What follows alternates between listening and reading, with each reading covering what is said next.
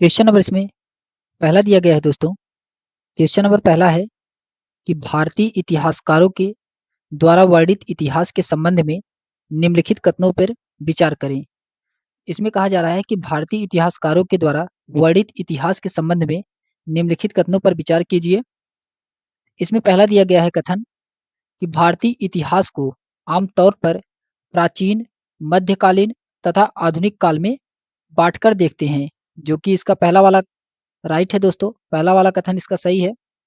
दूसरा वाला है इसमें कि इतिहास को इन खंडों में बांटने की यह समझ पश्चिमी से आई थी। तो इतिहास को इन खंडों में बांटने की यह समझ कहाँ से आया था? तो ये पश्चिम से आया था, जो कि इसका दूसरा वाला भी सही है दोस्तों। पहला वाला भी इसका सही है और दूसरा वाला इस पे दोनों सही कथन इसमें है। इसका राइट आंसर क्या होगा? ऑप्शन नंबर इसका सी वाला सही है दोस्तों। पहला दूसरा इसमें दोनों सही है।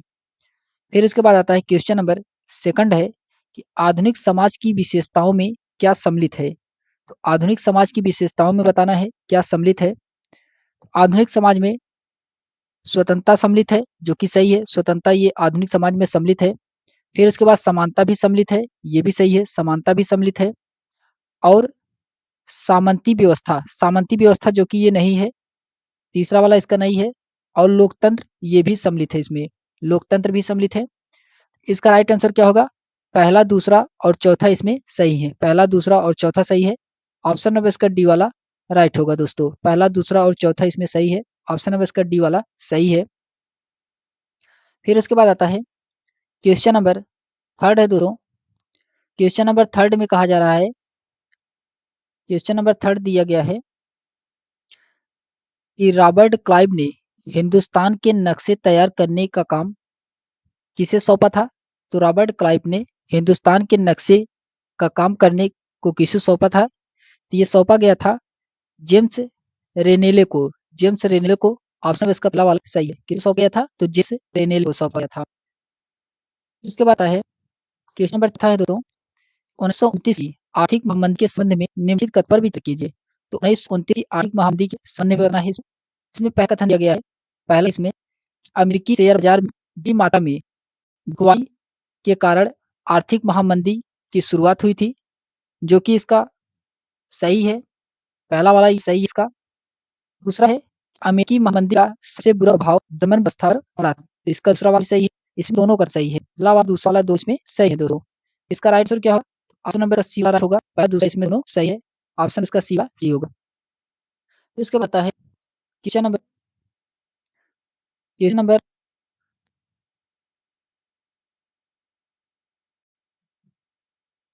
5 है दोस्तों।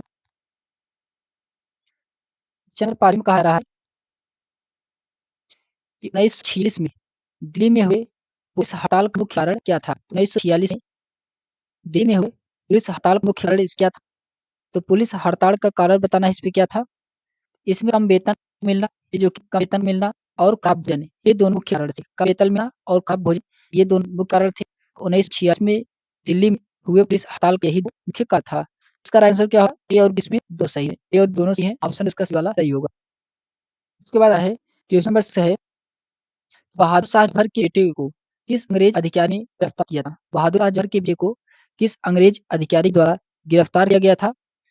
उस अंग्रेज का नाम है कैप्टन हडसन। कौन है? तो कैप्टन हडसन। ऑप्शन नंबर इसका डी वाला राइट होगा। कैप्टन हडसन था। ऑप्शन नंबर इसका डी वाला सही है दोस्तों। फिर उसके बाद आता है क्वेश्चन नंबर 7वां है दोस्तों। क्वेश्चन नंबर 7 में कहा जा रहा है कि वाणिज्यिक कंपनियों के बारे में निम्नलिखित कथनों पर विचार करें। तो वाणिज्यिक कंपनियों के बारे में बताना है। इसमें कौन सा सही है? पहला इसमें दिया गया है कि वाणिज्यिक कंपनियां का मुख्य लक्ष्य प्रतिस्पर्धा से बचकर मुनाफा कमाना था, जो कि सही है। पहला वाला इसका सही है। दूसरा वाला है कि वे सस्ती चीजें खरीद कर उन्हें उच्च कीमतों पर बेचती थी। तो इसका दूसरा वाला भी सही है। पहला वाला भी सही है, दूसरा वाला भी सही है। इसका ऑप्शन नंबर इसका सी सही है। इसमें दोनों सही हैं। पहला और दूसरा इसमें दोनों सही हैं दोस्तों। फिर उसके बाद आता है क्वेश्चन नंबर 8वां है। क्वेश्चन नंबर 8वां है दोस्तों। कहा जा रहा है कि बंगाल के नवाब बंगाल के नवाब कौन थे? तो सिराजुद्दौला थे। बंगाल के नवाब कौन है? तो सिराजुद्दौला। और कंपनी के बीच टकराव का मुख्य कारण क्या था? तो बंगाल के नवाब और कंपनी के बीच मुख्य टकराव क्या था? इसके बीच मुख्य टकराव को बताना है। मुख्य टकराव क्या था? तो मुख्य टकराव इसमें फरमान का दुरुपयोग करना, जो कि इसका मुख्य कारण था। फरमान को दुरुपयोग करना। ऑप्शन नंबर इसका पहला वाला सही है दोस्तों। बंगाल के नवाब और कंपनी के बीच टकराव का मुख्य कारण था कि फरमान का दुरुपयोग किया जा रहा था। फिर उसके बाद क्वेश्चन नंबर 9 है कि सिराजुद्दौला के संबंध में निम्नलिखित कथनों पर विचार कीजिए। सिराजुद्दौला के संबंध में बताना है, इसमें से कौन सा कथन सही है। पहला दिया गया है कि 1756 ईस्वी में मुर्शीद कुली खान की मृत्यु के बाद सिराजुद्दौला बंगाल का नवाब बना, जो कि सही है। ये क्वेश्चन 9 ये इसकी मृत्यु कब हुई थी? मुर्शीद कुली की। इसकी मृत्यु 1756 में हुआ था, 1757 में हुआ। कब हुआ? तो 1727 में हुआ। जो इसमें 1756 यज्ञ है, ये गलत है। इसका पहला वाला ऑप्शन गलत है। दूसरा में कहा रहा है कि अंग्रेजों और सिराजुद्दौला के बीच राजस्व को लेकर के विवाद था, जो कि दूसरा वाला सही है। तीसरा है कि सिराजुद्दौला का बड़ गायब के साथ 1757 ईस्वी में प्लासी का युद्ध हुआ था, तो ये इसमें सही है। तीसरा भी सही है। इसमें इसमें दूसरा तीसरा केवल सही है। ऑप्शन इसका सही वाला सही होगा, दूसरा और तीसरा सही, पहला वाला इसका गलत है। ऑप्शन इसका सही होगा दोस्तों। फिर उसके बाद आते हैं क्वेश्चन नंबर ऐसा दोस्तों। क्वेश्चन नंबर इसमें जा रहा है क्वेश्चन नंबर 10 कि सिराजुद्दौला के हार का प्रमुख क्या कारण था? तो सिराजुद्दौला के हार प्रमुख क्या कारण थे? सिराजुद्दौला किसके कारण हारा? ये सेनापति मीर जाफर की धोखेबाजी के कारण रहा था। इसके कारण सेनापति मीर जाफर की धोखेबाजी का रहा था। ऑप्शन नंबर 80 वाला सही दोस्तों। ऑप्शन इसका सी से है। 1757 के प्लासी के युद्ध लड़ाई हुई थी, जिसमें सिराजुद्दौला की हार हुई थी। और इसका सेनापति कौन था? तो मीर जाफर इसका सेनापति था। इसने धोखा दे दिया था और सिराजुद्दौला युद्ध में हार गया था और अंग्रेजों की इसमें जीत हुई थी। फिर उसके बाद आता है क्वेश्चन नंबर 11 है दोस्तों। क्वेश्चन नंबर 11 में कहा जा रहा है कि प्लासी के युद्ध के पश्चात उत्पन्न परिस्थितियों के संदर्भ में निम्नलिखित कथनों पर विचार कीजिए। इसमें असत्य कथन को बताना है दोस्तों। इसमें कौन सा कथन असत्य है? तो इसमें पहला कथन दिया गया है कि कंपनी ने बंगाल का प्रशासन नहीं संभाला क्योंकि इसका मुख्य उद्देश्य व्यापार फैलाना था, जो कि ये सही कथन है। पहला वाला इसका सही है। दूसरा है कि सिराजुद्दौला को मार दिया गया और मीर कासिम को बंगाल का नवाब बनाया गया, ये गलत है। दूसरा वाला इसका गलत आंसर है। इसमें बताना था कौन सा ऑप्शन नंबर इसका कौन सा असत्य है। ऑप्शन नंबर इसका दूसरा वाला ही असत्य है, तो केवल इसमें केवल दूसरा वाला ही असत्य है। ऑप्शन इसका वाला सही है दोस्तों। फिर उसके बाद आता है क्वेश्चन नंबर 12 है। क्वेश्चन नंबर 12 में कहा जा रहा है कि वर्ष 1764 की बक्सर की लड़ाई के समय बंगाल का नवाब कौन था? तो बक्सर की लड़ाई के समय बंगाल का नवाब कौन था? तो मीर जाफर था। मीर जाफर ये जो कि बक्सर की लड़ाई के समय बंगाल का नवाब था। ऑप्शन नंबर इसका बी वाला सही है दोस्तों। 1764 ईस्वी में मीर कासिम को बक्सर की लड़ाई में हरा दिया गया और उस समय मीर जाफर को बंगाल का नवाब घोषित किया गया था। फिर उसके बाद आता है क्वेश्चन नंबर 13 है दोस्तों कि बक्सर के युद्ध के संबंध में निम्नलिखित कथनों पर विचार कीजिए। तो बक्सर के युद्ध के संबंध में बताना है इसमें से कौन सा कथन इसमें सत्य है। तो पहला है कि बक्सर की लड़ाई केवल अंग्रेज और मीर कासिम के बीच हुई थी, जो कि ये गलत है। बक्सर की लड़ाई किसके किसके बीच हुआ था? तो ये अंग्रेजों के बीच हुआ था और मीर कासिम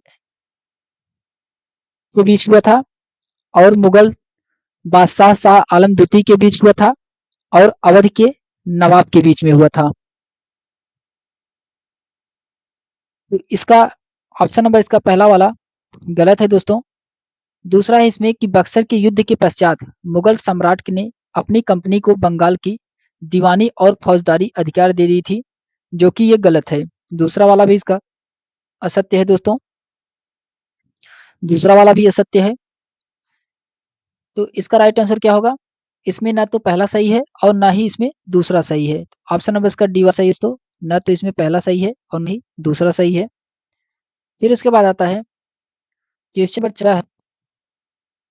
क्वेश्चन नंबर 14 दोस्तों। 14 कहा जा रहा है कि सहायक संधि के संदर्भ में निम्नलिखित कथनों पर विचार कीजिए। सहायक संधि के संदर्भ बताएं, इसमें कौन कथन सत्य है, सत्य कथन को चुनना है, इसमें कौन सा कथन सत्य है। सहायक संधि में पहला दिया गया है कि सहायक संधि अपनाने वाली रियासतों को अपनी स्वतंत्र सेना रखने का अधिकार नहीं होता था, जो कि सही है, पहला वाला इसका सही है। दूसरा कह रहा है कि सहायक संधि अपनाने वाली रियासतों को कंपनी के द्वारा सुरक्षा दी जाती थी, तो ये दूसरा वाला भी सही है इसका। तीसरा है कि सुरक्षा के निर्धारित रकम नहीं चुका पाने पर कंपनी उसे रियासत का इलाका अपने कब्जे में ले लेती थी, इसका तीसरा वाला भी सही है। इसमें तीनों सही है दोस्तों। इसका राइट आंसर क्या होगा? इसका राइट आंसर होगा ऑप्शन नंबर इसका डी वाला राइट होगा। पहला, दूसरा, तीसरा इसमें सही है। फिर उसके बाद आता है क्वेश्चन नंबर 15 है। क्वेश्चन नंबर 15 में कहा जा रहा है कि हैदर अली की मृत्यु की किस आंग्ल मैसूर युद्ध में हुई थी? तो हैदर अली की मृत्यु किस आंग्ल मैसूर युद्ध में हुआ था? तो ये हुआ था द्वितीय आंग्ल मैसूर युद्ध में। किस में हुआ था? तो द्वितीय आंग्ल मैसूर युद्ध में हुआ था। ऑप्शन नंबर इसका बी वाला राइट होगा। द्वितीय आंग्ल मैसूर युद्ध में हुआ था। हैदर अली जो कि ये मैसूर का शासक था, हैदर अली तथा टीपू सुल्तान ने अंग्रेजों के खिलाफ 4 युद्ध लड़े थे। 4 मैसूर युद्ध हुआ था अंग्रेजों के खिलाफ। हैदर अली का शासन 1761 से लेकर के 1782 ईस्वी तक था हैदर अली का शासन। ये द्वितीय आंग्ल मैसूर युद्ध के समय कैंसर के कारण इसकी मृत्यु 1700 कब हुई थी? 1700 में, 1782 में हुआ था। 1782 में इसकी मृत्यु हुई थी। उसके पश्चात टीपू सुल्तान ने युद्ध का नेतृत्व किया था। उसके पश्चात टीपू सुल्तान के द्वारा युद्ध का नेतृत्व किया गया था। फिर उसके बाद आता है क्वेश्चन नंबर 16 दोस्तों। क्वेश्चन नंबर 16 में कहा जा रहा है कि टीपू सुल्तान ने अंग्रेजों के खिलाफ निम्न में से कौन से कदम उठाए थे? तो अंग्रेजों के खिलाफ इसमें बताना है कौन से कदम टीपू सुल्तान के द्वारा उठाया गया था, और इसमें सत्य कथन का चयन करना है। सत्य कथन इसमें बताना है।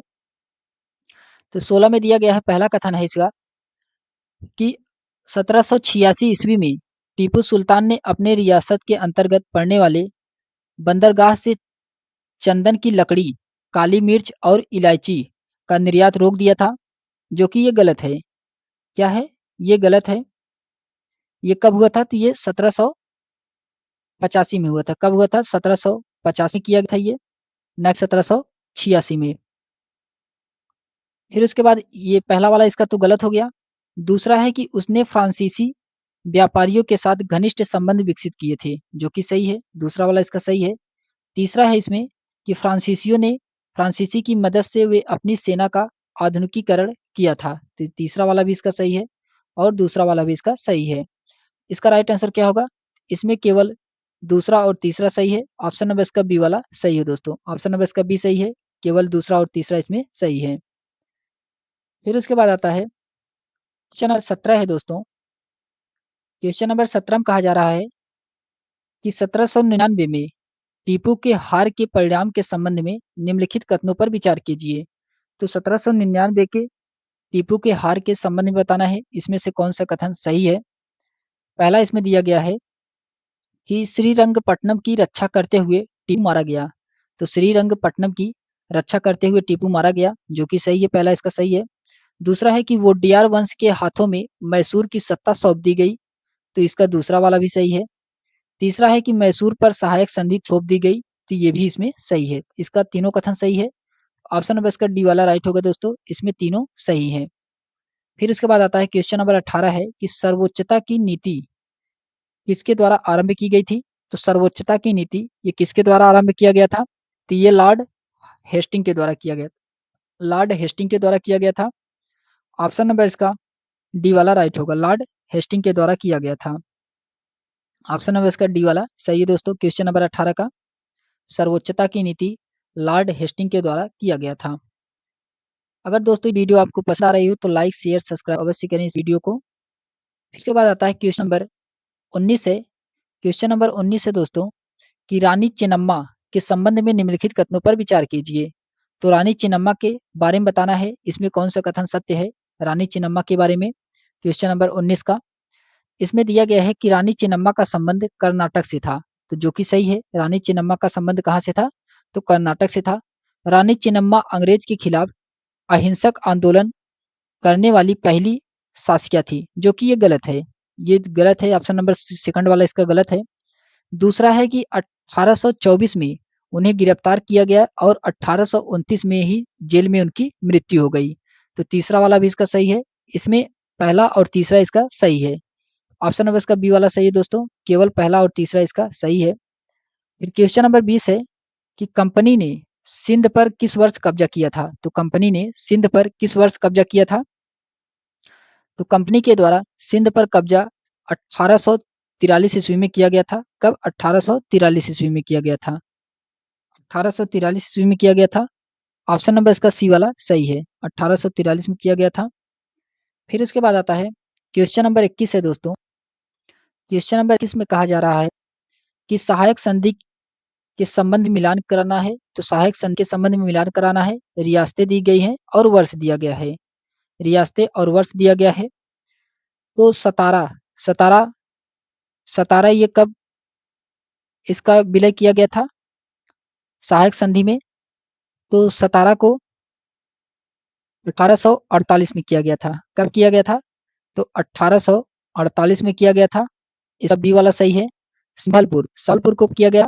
तो संबलपुर 1850 में किया गया था। 1850 में ए वाला इसका सही है। फिर उदयपुर को किया गया। तो उदयपुर को 1852 में किया था। डी सही है। फिर नागपुर को 1853 में किया गया था विलय। तो इसका राइट आंसर क्या होगा? ए का बी है और दूसरे का ए है, तीसरे का डी है और चौथे का सी है। तो ऑप्शन नंबर इसका डी वाला सही है दोस्तों। ऑप्शन नंबर इसका डी सही है। फिर उसके बाद आता है क्वेश्चन नंबर 22 दोस्तों। क्वेश्चन नंबर 22 में कहा जा रहा है कि निम्नलिखित अवधि के कारण अवध के अधिकरण के संबंध में निम्नलिखित कथनों पर विचार कीजिए। तो अवध के अधिकरण के संबंध में निम्नलिखित कथनों पर विचार करना है। इसमें सत्य कथन बताना है। तो पहला दिया गया है कि अंग्रेजों ने अवध की जनता को कुशासन के आजाद कराने का तर्क देकर अवध का अधिग्रहण किया था, जो कि सही है। पहला वाला इसका सही है। दूसरा है कि अवध पर 1801 ईस्वी में सहायक संधि थोपी गई थी। तो इस दूसरा वाला भी सही है। दूसरा वाला भी सही है। 1801 ईस्वी में अवध पर सहायक संधि थोपी गई थी। तीसरा है कि जनता जो है अवध के नवाब से परेशान थी, अतः उन्हें अधिग्रहण का विरोध बड़े स्तर पर नहीं किया, जो कि ये तीसरा वाला इसका गलत है। पहला और दूसरा इसमें सही है, तीसरा वाला गलत है। तो इसका राइट आंसर क्या होगा? तो ऑप्शन नंबर इसका सी वाला राइट होगा। पहला और दूसरा इसमें सही है। पहला दूसरा सही है। फिर उसके बाद आता है क्वेश्चन नंबर 23 दोस्तों। क्वेश्चन नंबर 23 में कहा जा रहा है कि गवर्नर जनरल वारेन हेस्टिंग द्वारा लागू किए गए न्याय व्यवस्था निम्नलिखित की विशेषताएं हैं। तो किसकी विशेषताएं हैं? इसमें सत्य कथन को चुनना है। क्वेश्चन नंबर 23 में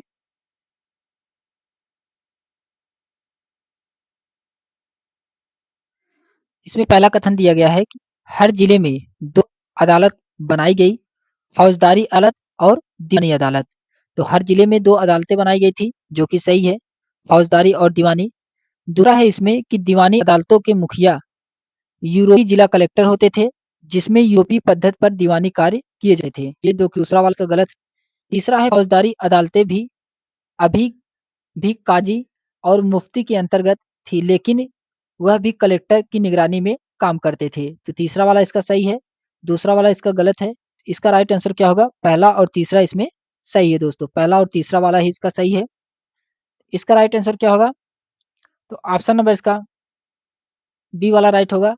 केवल इसमें तीसरा और पहला सही है। ऑप्शन नंबर इसका बी वाला सही है दोस्तों। फिर उसके बाद आता है क्वेश्चन नंबर 23 है। क्वेश्चन नंबर 24 दोस्तों। 23 हो गया। क्वेश्चन नंबर 24 में कहा जा रहा है, क्वेश्चन नंबर 24 है कि वारेन हेस्टिंग पर किसने इंग्लैंड में महाभियोग चलाया था। तो वारेन हेस्टिंग पर किसने इंग्लैंड में महाभियोग चलाया था? तो ये चलाया गया था एडमबर्ग के द्वारा। ऑप्शन नंबर इसका डी वाला राइट होगा, एडमबर्ग। फिर उसके बाद आता है क्वेश्चन नंबर 25 है कि जिस समय बंगाल में अस्थायी बंदोबस्त लागू किया गया था, उस समय बंगाल का गवर्नर जनरल कौन था? तो उस समय बंगाल का गवर्नर जनरल लॉर्ड विलेजली था। कौन था? Lord Wellesley. ऑप्शन नंबर इसका पहला वाला सही होगा। लॉर्ड विलेजली उस समय बंगाल का गवर्नर जनरल था। फिर उसके बाद आता है क्वेश्चन नंबर 26 है दोस्तों। क्वेश्चन नंबर 26 में कहा जा रहा है कि अस्थायी बंदोबस्त के संबंध में निम्नलिखित कथनों पर विचार कीजिए। इसमें असत्य कथन को चुनना है। इसमें से कौन सा कथन असत्य है? क्वेश्चन नंबर 26 में इसमें दिया गया है कि अस्थायी बंदोबस्त का लाभ प्रारंभ में कंपनी को मिला, मगर बाद में जमींदारों की अपेक्षा कम लाभ प्राप्त हुए, जो कि सही है। पहला वाला इसका सही है। दूसरा है कि इसमें अस्थायी बंदोबस्त की रकम ज्यादा होने के कारण कई जमींदारों की जमीनें जमींदारी राजस्व चुकाने में विफल होने के कारण छीन ली गई थी, तो दूसरा वाला भी इसका सही है। तीसरा है कि किसानों के लिए यह व्यवस्था दमनकारी सिद्ध हुई, क्योंकि लगान की रकम बहुत ज्यादा थी और जमीन पर उसका अधिक सुरक्षा नहीं था, तो ये तीसरा वाला भी इसका सही है। इसमें तीनों कथन सत्य हैं। इसमें असत्य कथन को बताना है। इसमें कोई भी कथन असत्य नहीं है। ऑप्शन नंबर इसका डी वाला राइट होगा दोस्तों। फिर उसके बाद आता है क्वेश्चन नंबर 27 है कि महलवाड़ी व्यवस्था लागू करते समय बंगाल का गवर्नर जनरल कौन था? तो महलवाड़ी व्यवस्था लागू करते समय बंगाल का गवर्नर कौन था? तो लॉर्ड हेस्टिंग था। कौन था? लॉर्ड हेस्टिंग था। ऑप्शन नंबर इसका बी वाला सही है दोस्तों। ऑप्शन नंबर इसका बी सही है, लॉर्ड हेस्टिंग। फिर उसके बाद आता है क्वेश्चन नंबर 28 है दोस्तों। क्वेश्चन नंबर 28 में कहा जा रहा है कि महलवाड़ी व्यवस्था के संबंध में निम्नलिखित कथनों पर विचार कीजिए। तो महलवाड़ी व्यवस्था के संबंध में बताना है, इसमें कौन सा कथन सत्य है? तो महलवाड़ी के संबंध में बताना है। पहला दिया गया है कि अलेक्जेंडर रीड ने इसे पहली बार लागू किया था। महलवाड़ी व्यवस्था अलेक्जेंडर रीड के द्वारा पहली बार लागू किया गया था, जो कि ये गलत है। अलेक्जेंडर द्वारा लागू किया गया था। ये हाल्ट मैकेंजी नामक एक अंग्रेजी अधिकारी था। 1822 में महलवाड़ी व्यवस्था सबसे पहले लागू किया गया था। इसका पहला वाला गलत है। दूसरा इसमें कह रहा है कि यह व्यवस्था महल जो कि गांव का एक समूह होता था उससे की जाती थी। सही है, दूसरा वाला इसका सही है। तीसरा है कि भू राजस्व की रकम निश्चित रूप से तय की जाती थी, जिसको चुका चुकता करने की जिम्मेदारी सामूहिक रूप से महल की होती थी। तो ये इसका तीसरा वाला भी गलत है। इसमें राइट आंसर केवल दूसरा वाला ही सही होगा। ऑप्शन नंबर इसका पहला वाला सही है। केवल केवल इसमें दूसरा वाला ही सही होगा दोस्तों। फिर उसके बाद आता है क्वेश्चन नंबर 29 है। क्वेश्चन नंबर 29 है दोस्तों कि रैयतवाड़ी व्यवस्था के संबंध में निम्नलिखित कथनों पर विचार कीजिए। क्वेश्चन नंबर 29 बताना है कि रैयतवाड़ी व्यवस्था के संबंध में इसमें कौन सा कथन सत्य है। पहला कथन दिया गया है कि सबसे पहले कैप्टन अलेक्जेंडर रीड ने इस व्यवस्था को लागू किया था, जो कि सही है। पहला वाला इसका सही है। दूसरा है कि भू राजस्व वसूलने की व्यवस्था किसी संस्था या जमींदारों से न करके सीधे रैयत से लिया जाता था, तो इसका दूसरा वाला भी सही है और पहला वाला भी सही है। इसमें इसका राइट आंसर क्या होगा? ऑप्शन नंबर इसका सी वाला सही है दोस्तों। पहला दूसरा इसमें दोनों सही है। फिर उसके बाद आता है क्वेश्चन नंबर 30 है कि बंगाल में नील विद्रोह किस वर्ष हुआ था? तो बंगाल में बताना है कि नील विद्रोह कब हुआ था। तो ये 1859 में हुआ था। कब हुआ था? 1859 हुआ था। ऑप्शन नंबर इसका बी वाला सही है। कब हुआ था? 1859 में। फिर उसके बाद आता है क्वेश्चन नंबर 31 है कि निम्नलिखित में से कौन सा आदिवासी समूह पशुपालक नहीं थे? तो आदिवासी समूह इसमें से कौन से पशुपालक नहीं थे? क्वेश्चन नंबर 31 का राइट आंसर क्या होगा? तो ये बैगा बैगा ऑप्शन नंबर इसका डी वाला राइट होगा दोस्तों। बैगा ऑप्शन नंबर इसका डी वाला सही है। फिर उसके बाद आता है क्वेश्चन नंबर बच्चे दोस्तों। क्वेश्चन नंबर 32 कहा रहा है कि औपनिवेशिक आदिवासियों के जीवन पर निम्नलिखित असर पड़े हैं। औपनिवेशिक शासन से आदिवासियों के जीवन पर असर पड़े हैं। पहला इसमें दिया गया है कि आदिवासी मुखियाओं से उसका मालिकाना हक और शासकीय शक्तियां छीन ली गई और उन्हें ब्रिटिश अधिकारियों के द्वारा बनाए गए नियम को मानने के लिए बाध्य कर दिया गया, जो कि इसका दूसरा वाला पहला वाला इसका क्या है? गलत है। पहला वाला इसका गलत है। दूसरा है कि घुमंतु काश्तकारों को एक स्थान पर रहने के लिए बाध्य करने का प्रयास किया जाने लगा, जो कि इसका दूसरा वाला सही है। केवल दूसरा वाला इसका सही है, पहला वाला इसमें गलत है। तो ऑप्शन नंबर इसका बी वाला राइट होगा दोस्तों। केवल इसमें दूसरा वाला ही सही है। फिर उसके बाद आता है क्वेश्चन नंबर 33 है दोस्तों। क्वेश्चन नंबर 33 में कहा जा रहा है कि आदिवासी विद्रोह तथा उनसे उनके घटित होने वाले वर्ष का मिलान कराना है। तो आदिवासी विद्रोह दिया गया है और वर्ष दिया गया है क्वेश्चन नंबर 33 में। इसमें दिया गया है कि संथाल विद्रोह कब हुआ था? तो संथाल विद्रोह 1855 में हुआ था संथाल विद्रोह। फिर कोल विद्रोह कब हुआ था? तो 1831 में कोल विद्रोह हुआ था। फिर आता है वली विद्रोह ये कब हुआ था? तो वली विद्रोह ये 1940 में हुआ था। कब हुआ था? 1940 में हुआ था। और बस्तर विद्रोह कब हुआ था? तो 1910 में हुआ था। इसका राइट आंसर क्या होगा? एक का पहला सही है, दूसरे का बी सही है, तीसरे का डी सही है और चौथे का सी सही है। इसका राइट आंसर क्या होगा? ऑप्शन नंबर इसका सी वाला सही है दोस्तों। ऑप्शन नंबर इसका सी वाला सही है। फिर उसके बाद आता है क्वेश्चन नंबर चौथे दोस्तों। क्वेश्चन नंबर 34 में कहा जा रहा है कि बिरसा मुंडा के संदर्भ में निम्नलिखित कथनों पर विचार कीजिए। तो बिरसा मुंडा के संदर्भ बताना है, इसमें से कौन सा कथन सत्य है बिरसा मुंडा के बारे में। इसमें बिरसा मुंडा के बारे में पहला कथन दिया गया है कि बिरसा मुंडा समाज में सुधारक के पक्षधर थे। वे एक स्थान पर टिक कर खेती करने, समूह में रहने और मदिरा पान से युवाओं को दूर रहने की सलाह दिया था, जो कि सही है। पहला वाला इसका सही है। दूसरा है कि वे जनेऊ धारण करते थे और शुद्धता दया पर जोर देते थे। तो दूसरा वाला भी इसका सही है। इसमें दोनों कथन सही है। ऑप्शन नंबर इसका सी वाला सही है दोस्तों। ऑप्शन नंबर इसका सी सही है। पहला दूसरा इसमें दोनों सही है। फिर उसके बाद क्वेश्चन नंबर 35 कि गवर्नर जनरल ने यह फैसला किया कि बहादुर शाह जफर आखिरी मुगल बादशाह होंगे। तो कौन सी गवर्नर जनरल थे जिनके द्वारा यह कहा गया कि बहादुर शाह जफर आखिरी मुगल शासक होंगे? ये कहा गया है किसके द्वारा? तो लॉर्ड कैनिंग के द्वारा कहा गया था। तो लॉर्ड कैनिंग के द्वारा कहा गया था। ऑप्शन नंबर इसका वाला राइट होगा, लॉर्ड कैनिंग।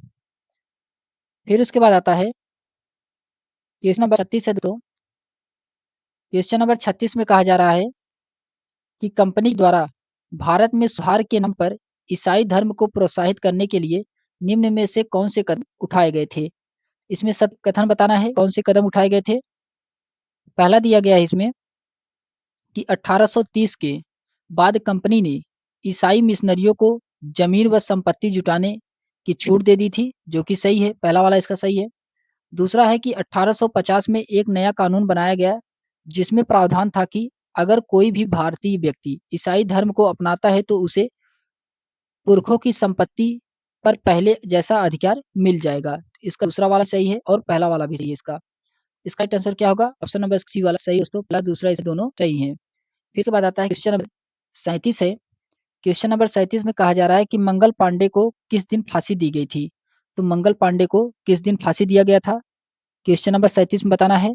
तो 8 अप्रैल 1857 को कब दिया गया था? तो 8 अप्रैल 1857 को मंगल पांडे को फांसी दिया गया था। ऑप्शन नंबर इसका पहला वाला ही सही दोस्तों।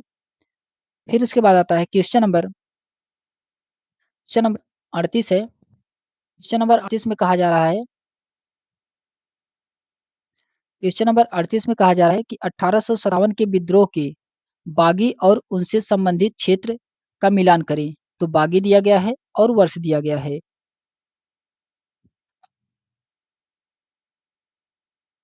दिया गया है नाना साहेब। नाना साहेब नाना साहेब ये कहाँ से थे? तो नाना साहेब ये कहाँ से थे? तो ये कानपुर से थे। कानपुर से थे नाना साहेब। 20 का सही होगा। बिरजिस कद्र। बिरजिस कद्र ये कहाँ पे थे? तो बिरजिस कद्र ये कहाँ के थे? तो ये लखनऊ के थे बिरजिस कद्र। इसका पहला वाला सही होगा। फिर उसके बाद आता है रानी अवंतीबाई लोधी। रानी अवंतीबाई लोधी ये कहाँ से थी? तो ये राजगढ़ से थी। और रानी लक्ष्मीबाई ये कहाँ से थी? तो झांसी से थी। इसका राइट आंसर क्या होगा? राइट आंसर होगा ए का बी है, दूसरे का ए है और तीसरे का सी है और चौथे का डी है। ऑप्शन नंबर इसका डी वाला राइट होगा दोस्तों। ऑप्शन नंबर इसका डी वाला सही है। फिर उसके बाद आता है क्वेश्चन नंबर 39 है। क्वेश्चन नंबर 39 है दोस्तों कि विद्रोहियों के संबंध में निम्नलिखित कथनों पर विचार कीजिए। तो विद्रोहियों को संबंध में बताना है, इसमें से कौन सा कथन सत्य है। पहला कथन दिया गया है कि बहादुर शाह जफर को उसकी पत्नी के साथ निर्वासित कर रंगून के एक जेल में भेज दिया गया, जहां 1861 में उनकी मृत्यु हो गई, जो कि ये गलत है। पहला वाला इसका गलत है। इसका पहला वाला गलत है। इनकी मृत्यु कब हुई थी? तो इनकी मृत्यु हुई थी 1862 में हुआ था। 1862 में हुआ था इनकी मृत्यु। फिर उसके बाद आता है कि दूसरा है कथन इसका, 1858 में रानी लक्ष्मीबाई अंग्रेजों से लड़ते हुए वीरगति को प्राप्त हुई थी, जो कि ये दूसरा वाला इसका सही है। तीसरा है कि तात्या टोपे मध्य भारत के जंगल में रहते हुए आदिवासियों और किसानों की सहायता से छापामार युद्ध करते थे। तो तीसरा वाला भी इसका सही है और दूसरा वाला भी इसका सही है। इसका राइट आंसर क्या होगा? ऑप्शन नंबर इसका बी वाला राइट होगा। दूसरा और तीसरा इसमें सही है। फिर उसके बाद आता है क्वेश्चन नंबर 40 है दोस्तों। क्वेश्चन नंबर 40 में कहा जा रहा है कि 1857 के युद्ध के बाद अंग्रेजों ने अपनी नीतियों में निम्नलिखित बदलाव किए थे। तो उनसे अंग्रेजों के द्वारा उनकी नीतियों में बदलाव किया गया था। क्वेश्चन नंबर 40 में इसमें पहला दिया गया है कि ईस्ट इंडिया कंपनी के सारे अधिकारी ब्रिटिश साम्राज्य के हाथ में सौंप दिए गए एवं एक परिषद का गठन किया गया, जिसे इंडिया काउंसिल कहा गया, जो कि सही है। दूसरा है कि डलहौजी के व्यक्तिगत सिद्धांत को त्याग दिया गया और स्थानीय शासकों को दत्तक पुत्रों को सत्ता सौंपने की छूट दे दी गई। इसका दूसरा वाला भी सही है। तीसरा है कि अंग्रेजों ने भारतीय लोगों के धर्म और सामाजिक रीति रिवाज का सामना करने का फैसला किया गया। तो इसका तीसरा वाला भी सही है। इसमें तीनों सही है। इसका राइट आंसर क्या होगा? ऑप्शन नंबर इसका डी वाला सही है दोस्तों। ऑप्शन नंबर इसका डी सही है। फिर उसके बाद आता है क्वेश्चन नंबर 41 है। क्वेश्चन नंबर 41 है दोस्तों। 41 में कहा जा रहा है कि एशियाटिक सोसाइटी ऑफ बंगाल की स्थापना किसने की थी? तो एशियाटिक सोसाइटी ऑफ बंगाल की स्थापना ये किसके द्वारा किया गया था? ये किया गया था विलियम्स जोन के द्वारा। किसके द्वारा? विलियम जोन के द्वारा किया गया था। ऑप्शन नंबर इसका सी वाला राइट होगा। विलियम्स जोन्स के द्वारा किया गया था। सी इसका सही है। क्वेश्चन नंबर 42 है कि बनारस में हिंदू कलकत्ता की स्थापना किस गवर्नर जनरल के शासनकाल में हुई थी? तो बनारस में हिंदू कॉलेज की स्थापना किस गवर्नर जनरल के काल में हुआ था? तो ये लॉर्ड कॉर्नवालिस के काल में हुआ था। किसके? तो लॉर्ड कॉर्नवालिस के काल में हुआ था। ऑप्शन नंबर इसका बी वाला सही है दोस्तों। फिर क्वेश्चन नंबर 43 है कि मैकाले की मिनट्स के आधार पर किस वर्ष अंग्रेजी शिक्षा का अधिनियम पारित किया गया था? तो ये पारित कब किया गया था? ये पारित किया गया था 1835 में। कब? 1835 में पारित किया गया था। ऑप्शन नंबर इसका बी वाला सही है दोस्तों। फिर उसके बाद आता है क्वेश्चन नंबर 44 है। क्वेश्चन नंबर 44 है दोस्तों। क्वेश्चन नंबर 44 में कहा जा है कि 1854 के बुट डिस्पैच के संबंध में लिखित कथन पर विचार कीजिए। 1854 के बुट डिस्पैच के संबंध में बताना है, इसमें से कौन सा कथन सही है। क्वेश्चन नंबर 44 में पहला कथन दिया गया है कि बुट डिस्पैच बुट के नीति पत्र में यूरोपीय शिक्षा से भारतीयों के नैतिक चरित्र उत्थान का तर्क दिया गया है, जो कि ये सही है पहला वाला। दूसरा है कि बुट के नीति पत्र के आधार पर 1854 की सरकारी विभाग का गठन किया गया, ताकि शिक्षा संबंधित सभी मामले पर सरकार का नियंत्रण किया जा सके। इसका दूसरा वाला भी सही है। तीसरा है कि इस दस्तावेज में अंग्रेजी शिक्षा का एक व्यवहारिक लाभ आर्थिक क्षेत्र को भी बढ़ाया गया था। इसका तीसरा वाला भी सही है। इसमें तीनों सही है। ऑप्शन नंबर इसका डी वाला सही है दोस्तों। ऑप्शन नंबर इसका डी सही है। पहला, दूसरा, तीसरा इसमें सही है। फिर उसके बाद आता है क्वेश्चन नंबर 35 है। क्वेश्चन नंबर 45 में कहा जा रहा है महात्मा गांधी के शिक्षा संबंधित विचारों के संबंध में निम्नलिखित कथनों पर विचार कीजिए। क्वेश्चन नंबर 45 में बताना है। इसमें पहला कथन दिया गया है कि महात्मा गांधी अंग्रेजी शिक्षा के खिलाफ थे, जो कि सही है। उनके मुताबिक अंग्रेजी शिक्षा भारतीयों को अपाहिज बना देगी और उन्हें अपने समाज में परिवेश से काट देगी। दूसरा वाला भी सही है। तीसरा है कि उनके अनुसार पढ़ने लिखने वाले की क्षमता पा लेने ही शिक्षा का नहीं है, तो ये तीसरा वाला भी इसका सही है। इसमें तीनों कथन सत्य हैं, तो ऑप्शन नंबर इसका डी वाला सही है दोस्तों। ऑप्शन नंबर इसका डी सही है। इसमें क्या है, तीनों कथन सत्य हैं।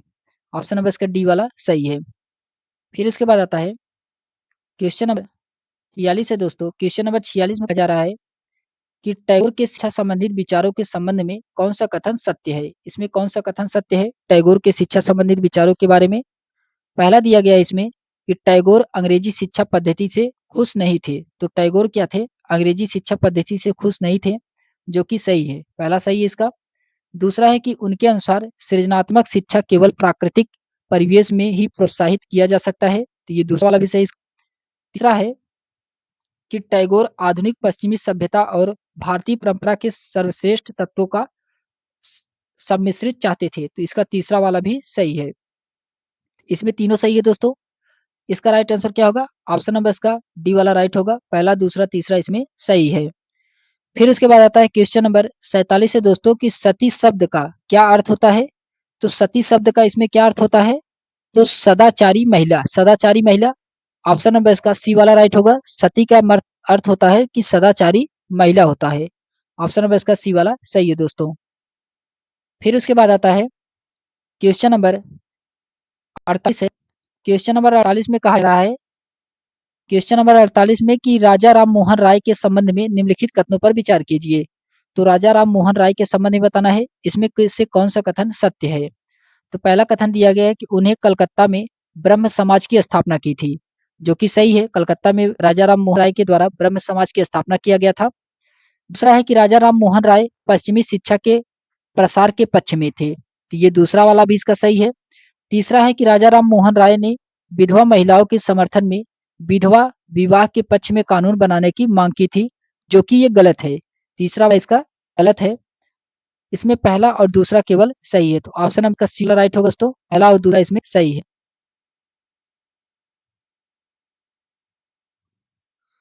फिर इसके बाद आता है क्वेश्चन नंबर 49 है दोस्तों। क्वेश्चन नंबर 49 में कहा जा रहा है कि प्राचीन ग्रंथों का हवाला देकर किसने समाज सुधारक की पहल प्रारंभ की थी। तो ये किसके द्वारा किया गया था, तो ये राजा राम मोहन राय के द्वारा किया गया था। राजा राम मोहन राय के द्वारा किया गया था। ऑप्शन नंबर इसका पहला वाला सही है दोस्तों। फिर उसके बाद आता है क्वेश्चन नंबर 50 है कि विधवा विवाह कानून किस गवर्नर जनरल के शासनकाल में पारित किया गया था। तो विधवा विवाह कानून ये किस गवर्नर जनरल के शासनकाल में पारित किया गया था। ये पारित किया गया था लॉर्ड कैनिंग के शासनकाल में। किसके, तो लॉर्ड कैनिंग के शासनकाल में।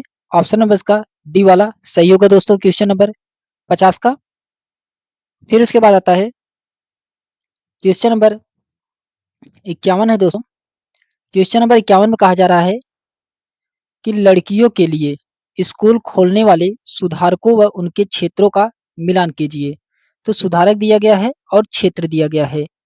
क्वेश्चन नंबर 51 का इसमें ईश्वर चंद्र विद्यासागर ये कहाँ पे खोले थे स्कूल, तो ये कलकत्ता में खोले थे। फिर आता है ज्योतिबा राव फूले। ज्योतिबा राव फूले ये कहाँ खोली थी, तो ज्योतिबा राव फूले ये महाराष्ट्र में खोली थी। कहाँ पे, महाराष्ट्र में। फिर उसके बाद आता है आर्य समाज। आर्य समाज के द्वारा कहाँ पे खोला गया था, तो आर्य समाज के द्वारा ये पंजाब में खोला गया था। फिर उसके बाद आता है भोपाल की बेगम, भोपाल की बेगम ये अलीगढ़ में खोली थी। तो इसका राइट आंसर क्या होगा दोस्तों, तो ए का बी है, दूसरे का ए है और तीसरे का सी है और चौथे का डी है। ऑप्शन नंबर इसका डी वाला राइट होगा। फिर उसके बाद आता है क्वेश्चन नंबर 52 है दोस्तों। क्वेश्चन नंबर 52 में कहा जा रहा है कि निम्नलिखित कथनों पर विचार कीजिए। इसमें सत्य कथन को बताना है। क्वेश्चन नंबर 52 में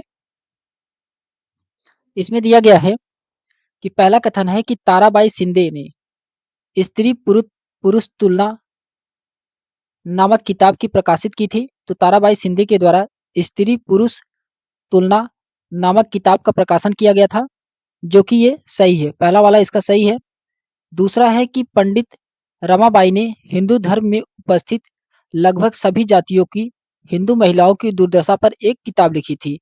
तो इसका दूसरा वाला क्या है, तो दूसरा वाला इसका गलत है। इसमें पहला वाला केवल इसका सत्य है, दूसरा वाला इसका गलत है। ऑप्शन नंबर इसका पहला सही है दोस्तों। फिर क्वेश्चन नंबर 53 है कि बाल विवाह निषेध अधिनियम किस वर्ष पारित किया गया था? तो बाल विवाह निषेध अधिनियम ये किस वर्ष पारित किया गया था? तो ये 1929 में किया गया था। कब? 1929 में किया गया था। ऑप्शन नंबर इसका सी वाला सही है दोस्तों। फिर उसके बाद आता है क्वेश्चन नंबर 54 है दोस्तों। क्वेश्चन नंबर 54 में कहा जा रहा है कि जाति उन्मूलन के लिए काम करने के लिए परमहंस मंडली का गठन किस वर्ष किया गया था? तो परमहंस मंडली का गठन ये कब किया गया था? क्वेश्चन नंबर 54 का राइट आंसर होगा 1840 में किया गया था। कब किया गया था? तो 1840 में किया गया था। ऑप्शन नंबर इसका बी वाला सही है दोस्तों। फिर उसके बाद आता है क्वेश्चन नंबर 55 है कि जाति सुधार आंदोलन के संबंध में निम्नलिखित कथनों पर विचार कीजिए। इसमें कौन सा कथन सत्य है इसको बताना है। इसका राइट आंसर क्या होगा? पहला दिया गया है इसमें कि सतनामी सतनामी आंदोलन की शुरुआत घासीदास ने पश्चिम भारत में की थी। तो सतनामी आंदोलन की शुरुआत ये घासीदास के द्वारा किया गया था, लेकिन ये पश्चिम भारत में नहीं किया गया था। ये कहाँ पे किया गया था? तो ये मध्य भारत में किया गया था। ये कहाँ पे किया गया था? तो ये मध्य भारत में किया गया था, ना कि पश्चिम भारत में।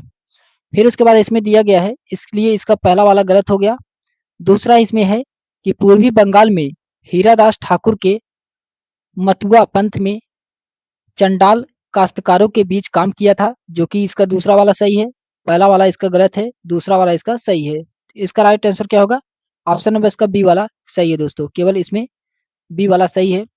फिर उसके बाद आता है क्वेश्चन नंबर 56 है ओरू जाति और ओरू मतम ओरू देवम मनुष्यानु ये मानव की एक जाति एक धर्म एक ईश्वर है। यह कथन किसके द्वारा कहा गया है?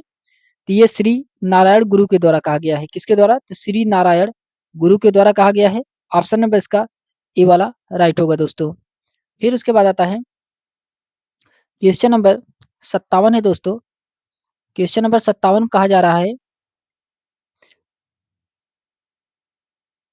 57 है क्वेश्चन नंबर की गुलामगिरी पुस्तक की रचना ज्योतिबा राव फूले ने किस वर्ष की थी? तो गुलामगिरी पुस्तक की रचना ज्योतिबा राव फूले के द्वारा कब किया गया था? 1873 में किया गया था। कब? 1873 में किया गया था ज्योतिबा राव फूले के द्वारा। ऑप्शन नंबर इसका बी वाला सही होगा। फिर इसके बाद आता है क्वेश्चन नंबर 58 है दोस्तों कि प्रार्थना समाज की स्थापना कब की गई थी? प्रार्थना समाज की स्थापना कब किया गया था? तो 1867 में किया गया था। कब? 1867 में किया गया था। ऑप्शन नंबर इसका सी वाला सही है, 1867 में। फिर आता है क्वेश्चन नंबर 59 है दोस्तों कि भारत में आर्म्स एक्ट किस वर्ष पारित किया गया था? तो भारत में आर्म्स एक्ट ये किस वर्ष पारित किया गया था? तो क्वेश्चन नंबर 59 का राइट आंसर क्या होगा? 1878 में पारित किया गया था। कब? 1878 में पारित किया गया था। ऑप्शन नंबर इसका बी वाला सही है दोस्तों। क्वेश्चन नंबर 59 का ऑप्शन नंबर इसका बी सही है। फिर उसके बाद आता है क्वेश्चन नंबर 60 है दोस्तों। क्वेश्चन नंबर 60 में कहा जा रहा है कि इल्बर्ट बिल लागू करने के संबंध में निम्नलिखित कथनों पर विचार करें। इल्बर्ट बिल के बारे में बताना है। इसमें से कौन सा कथन सत्य है इल्बर्ट बिल के बारे में? पहला इसमें दिया गया है कि 1883 में सरकार ने इल्बर्ट बिल लागू करने का प्रयास किया था, जो कि इसका पहला वाला सही है। दूसरा है कि इस बिल के जरिए भारतीय अखबारों पर प्रतिबंध लगाने का प्रयास किया गया था। तो ये दूसरा वाला गलत है। दूसरा वाला क्या है इसका? इसका दूसरा वाला गलत है। इसमें राइट आंसर क्या होगा?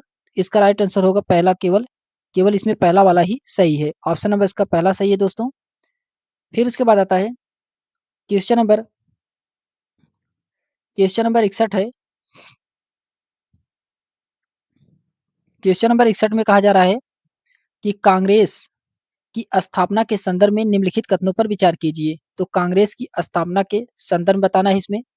पहला इसमें दिया गया है कि 1885 में देश भर में 72 प्रतिनिधियों ने मुंबई सभा में कांग्रेस भारतीय राष्ट्रीय कांग्रेस की स्थापना का फैसला लिया था, जो कि सही है। दूसरा है कि संगठन के प्रारंभिक नेता दादा भाई नौरोजी ब्रिटिश संसद के सदस्य रह चुके हैं, तो ये भी सही है। फिर तीसरा है कि सेवानिवृत्त ब्रिटिश अफसर एओ हुम के कांग्रेस की स्थापना में महत्वपूर्ण भूमिका थी, तो ये तीसरा वाला भी इसका सही है। इसमें तीनों सही है। ऑप्शन नंबर इसका डी वाला राइट होगा दोस्तों। पहला, दूसरा, तीसरा इसमें सही है। फिर उसके बाद आता है क्वेश्चन नंबर 62 है कि स्वराज की मांग सर्वप्रथम किसके द्वारा किया गया था?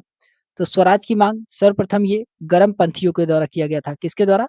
तो गर्मपंथियों के द्वारा किया गया था। ऑप्शन नंबर इसका बी वाला सही है।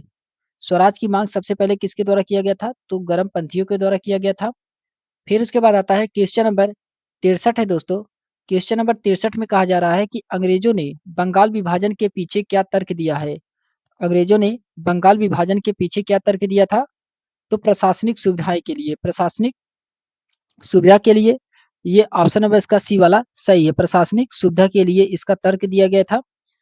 फिर क्वेश्चन नंबर 64 है दोस्तों कि 19 1917 में घटित रूसी क्रांति से प्रमुख रूप से कौन विचारक निकलकर संपूर्ण विश्व में फैले थे? तो कौन से विचारक निकल के संपूर्ण विश्व में फैले थे? तो ये थे समाजवाद का विचार, समाजवाद का विचार, ये जो कि रूस की क्रांति से प्रेरित है। ऑप्शन नंबर इसका सी वाला सही है दोस्तों। फिर उसके बाद आता है क्वेश्चन नंबर 65 है। क्वेश्चन नंबर 65 में कहा जा रहा है कि 1919 के पश्चात राष्ट्रीय आंदोलन में जन भागीदारियों को बढ़ाने के निम्न कारण क्या थे? इसमें इसमें निम्न कारण बताना है। कथन इसका पहला दिया गया है। पहले में कहा जा रहा है कि प्रथम विश्व युद्ध के पश्चात महंगाई में तेजी से बढ़ोतरी के परिणाम स्वरूप जनता त्रस्त हो गई, जो कि सही है। दूसरा है कि 1917 की रूस क्रांति हुई थी, ये भी सही है। तीसरा है कि गांधी जी के सत्याग्रह और अहिंसा के विचार थे, तो ये भी सही है। इसमें तीसरा वाला भी सही है। इसमें तीनों कथन सत्य है, तो ऑप्शन नंबर इसका डी वाला राइट होगा। इसमें तीनों कथन सत्य हैं दोस्तों। फिर इसके बाद आता है क्वेश्चन नंबर 66 है दोस्तों। क्वेश्चन नंबर 66 में कहा जा रहा है कि रॉलेट एक्ट के संबंध में निम्नलिखित कथनों पर विचार कीजिए। तो रॉलेट एक्ट के संबंध में बताना है, इसमें से कौन सा कथन सत्य है? तो पहला दिया गया है कि यह कानून अभिव्यक्ति की स्वतंत्रता जैसे मूलभूत अधिकारों पर अंकुश लगाने और पुलिस को ज्यादा अधिकार देने के लिए लागू किया गया था, जो कि ये सही है। दूसरा है कि रॉलेट एक्ट के विरोध में शुरू किया गया रॉलेट एक्ट सत्याग्रह ब्रिटिश सरकार के खिलाफ यह पहला अखिल भारतीय संघर्ष था, तो इसमें दूसरा वाला भी सही है, पहला वाला भी सही, इसमें दोनों इसमें सही है। फिर उसके बाद इसमें राइट आंसर क्या होगा? ऑप्शन नंबर इसका सी वाला राइट होगा। पहला दूसरा इसमें दोनों सही है। फिर उसके बाद आता है क्वेश्चन नंबर 67 है दोस्तों। क्वेश्चन नंबर 67 में कहा जा रहा है कि असहयोग आंदोलन के संबंध में निम्नलिखित कथनों पर विचार कीजिए। असहयोग आंदोलन के संबंध में बताना है, इसमें से बताना है कौन सा कथन सत्य है। पहला कथन दिया गया है यह खिलाफत आंदोलन के बाद प्रारंभ हुआ, फिर दोनों एक साथ जोड़ दिया गया, जो कि सही है। दूसरा वाला है कि असहयोग आंदोलन की मुख्य मांग स्वराज थी, तो इसका दूसरा वाला भी सही है। तीसरा है कि इसमें बड़ी मात्रा में सरकारी संस्थानों का बहिष्कार किया गया, उपाधियां लौटाई गई और विदेशी कपड़ों की होली जलाई गई, तो इसका तीसरा वाला भी सही है। इसमें तीनों सही हैं। ऑप्शन नंबर इसका डी वाला सही है दोस्तों। पहला दूसरा तीसरा इसमें सही है। फिर उसके बाद आता है क्वेश्चन नंबर 68 है दोस्तों। क्वेश्चन नंबर 68 में कहा जा रहा है कि पंजाब में सिखों के अकाली दल आंदोलन का मुख्य उद्देश्य क्या था? तो सिखों के अकाली दल का आंदोलन का मुख्य उद्देश्य क्या था पंजाब में? इसका राइट आंसर होगा कि अंग्रेजों की सहायता से गुरुद्वारा में जमे बैठे भ्रष्ट महंतों को हटाना था। ऑप्शन नंबर इसका बी वाला सही होगा। फिर क्वेश्चन नंबर 69 है कि 1929 में पारित पूर्ण स्वराज प्रस्ताव से संबंधित निम्नलिखित कथनों पर विचार कीजिए। इसमें पहला कथन दिया गया है, पहला है कि सुभाष चंद्र बोस की अध्यक्षता में यह प्रस्ताव पारित किया गया था। तो सुभाष चंद्र बोस की अध्यक्षता में यह प्रस्ताव पारित किया गया था, जो कि गलत है। ये गलत है। ये जवाहरलाल नेहरू की अध्यक्षता में पारित किया गया था। किसके? जवाहरलाल नेहरू की अध्यक्षता में इसे पारित किया गया था। फिर इसके बाद आता है दूसरा है इसमें कि इस प्रस्ताव के आधार पर 26 नवंबर 1930 को पूरे देश में स्वतंत्रता दिवस मनाया गया, जो कि ये गलत है। कब मनाने जाने की घोषणा की गई थी? तो 26 जनवरी 1930 को, 26 जनवरी था 1930 को। तो इसका राइट आंसर क्या होगा? इसमें न तो पहला वाला सही है और न ही दूसरा वाला सही है। ऑप्शन नंबर इसका डी वाला राइट होगा। न तो पहला सही इसका और न ही दूसरा सही है। फिर उसके बाद आता है क्वेश्चन नंबर 70 है दोस्तों। क्वेश्चन नंबर 70 में कहा जा रहा है कि भगत सिंह के संबंध में निम्नलिखित कथनों पर विचार कीजिए। तो भगत सिंह के संबंध में बताना है क्वेश्चन नंबर 70 में। इसमें पहला दिया गया है कि भगत सिंह ने वर्ष 1924 को दिल्ली स्थित फिरोज शाह कोटला में हिंदुस्तान सोशलिस्ट रिपब्लिक एसोसिएशन की स्थापना की थी। तो ये कब किया गया था? ये 1928 में किया गया था। कब किया गया था? 1928 में, ना कि ये 1924 में। 1928 में किया गया था हिंदुस्तान सोशलिस्ट रिपब्लिक एसोसिएशन की स्थापना, जिसका पहला वाला ये गलत हो गया। दूसरा है कि 17 दिसंबर 1928 को अपने साथियों के साथ सैंडर्स नामक पुलिस अफसर की हत्या की थी, जो कि सही है। दूसरा वाला सही इसका। तीसरा है कि 1929 ईस्वी में केंद्रीय विधान परिषद में बम फेंका था, तो ये तीसरा वाला भी इसका सही है। तो इसमें दूसरा तीसरा सही है। ऑप्शन नंबर इसका पहला वाला गलत है। ऑप्शन नंबर इसका कौन सा सही होगा? ऑप्शन नंबर इसका सी वाला सही है। केवल दूसरा और तीसरा इसमें सही है। फिर इसके बाद आता है क्वेश्चन नंबर 71 है दोस्तों।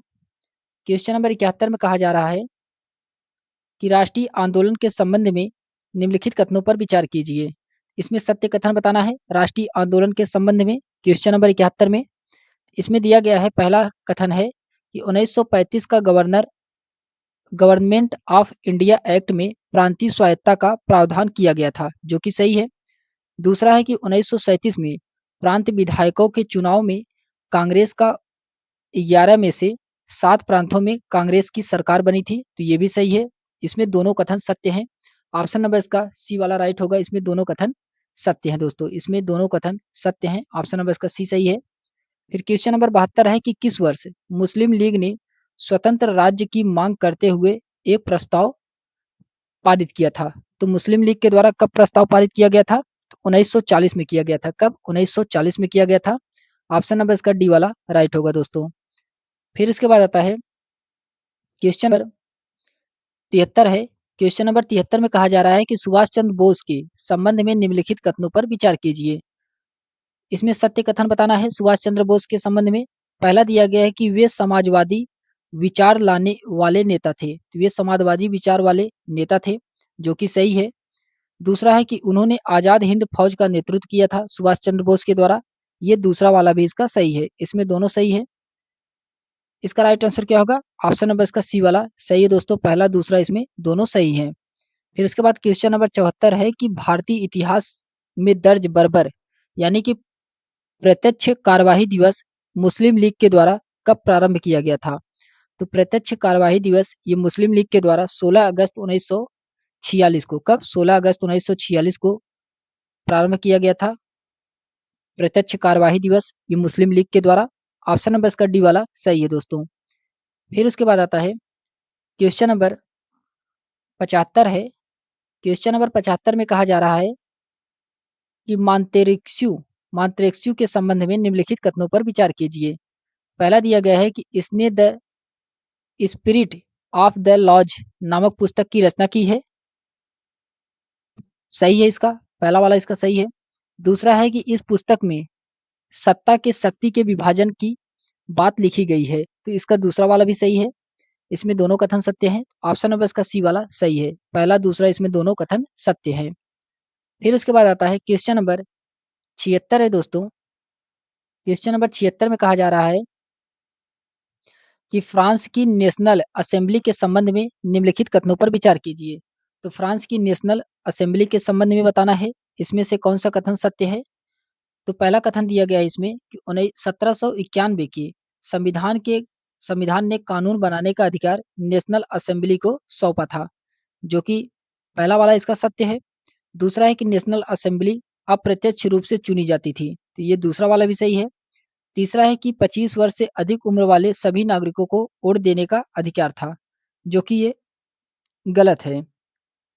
दूसरा वाला क्या है इसमें? तो गलत है। तीसरा वाला इसमें गलत है, सॉरी, तीसरा वाला इसमें गलत है।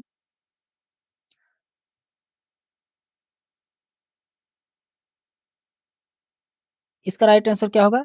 पहला दूसरा इसमें केवल सही है, केवल पहला दूसरा इसमें सही है। ऑप्शन नंबर इसका सी वाला सही है दोस्तों।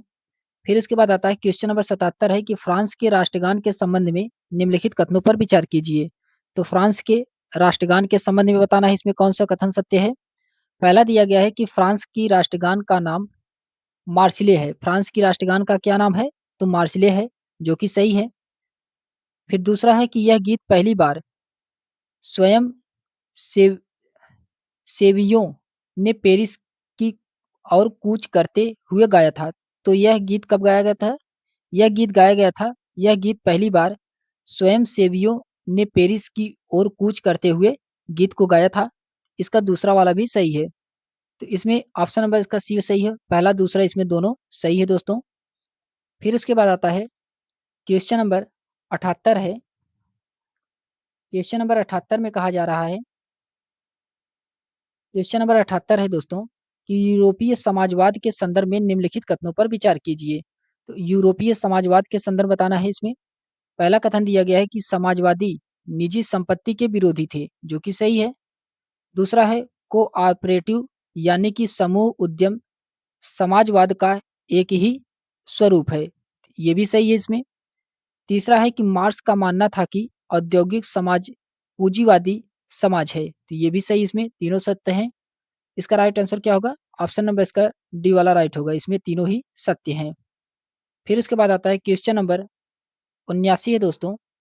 क्वेश्चन नंबर 79 में कहा जा रहा है कि खूनी रविवार के संबंध में निम्नलिखित कथनों पर विचार कीजिए।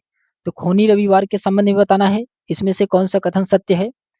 पहला है कि यह घटना 1917 में घटी थी, जब मजदूर का एक दल का जार के महल के सामने विरोध करते हुए पहुंचे थे। ये कब घटी थी? ये 1917 में, जो कि ये गलत है। 1917 में नहीं घटी थी। ये कब घटा हुआ था? तो ये 1905 में था। कब था? 1905 में खूनी रविवार के लिए जाना जाता है। इसका पहला वाला गलत हो गया। दूसरा है कि मजदूर कार्य की अवधि घटाकर 8 घंटे तय करने के और वेतन में वृद्धि और कार्य में स्थिति के सुधार करने की मांग कर रहे थे, जो कि इसका दूसरा वाला सही है। पहला वाला क्या है? पहला वाला 1917 नहीं होगा, ये 1905 होगा। इसमें केवल दूसरा वाला ही सही है। ऑप्शन नंबर इसका बी वाला सही है, केवल इसमें दूसरा वाला सही दोस्तों। फिर उसके बाद आता है क्वेश्चन नंबर 80 है कि जर्मनी को आर्थिक संकट से निकालने के लिए अमेरिकी सरकार ने कौन सी योजना बनाई थी? तो कौन सी योजना बनाई गई थी अमेरिकी सरकार के द्वारा जर्मनी को आर्थिक संकट से निकालने के लिए? ये बनाया गया था डब्स योजना। कौन सी? डब्स योजना बनाया गया था। ऑप्शन नंबर इसका बी वाला सही है, डब्स योजना बनाया गया था। फिर उसके बाद आता है क्वेश्चन नंबर 81 है दोस्तों।